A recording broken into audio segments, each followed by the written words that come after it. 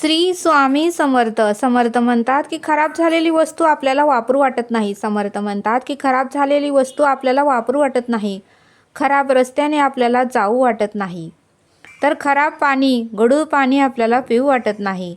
तर फाटलेले कपडे आपल्याला घालू वाटत नाही. फाटलेले, खराब झालेले, जुने झालेले कपडे आपल्याला घालू वाटत नाही. शिळे झालेलं अन्न आपल्याला खाऊ वाटत नाही. मग समर्थ म्हणतात की वाईट मार्गाने आपल्याला कसे जाऊ वाटते. वाईट मार्गाने आपल्याला पैसा कसा मिळू वाटतो. वाईट कर्म कसे करू वाटतात आणि इतरांना वाईट शब्द कसे बोलू वाटतात, असं समर्थांनी आपल्याला इथे सांगितलं.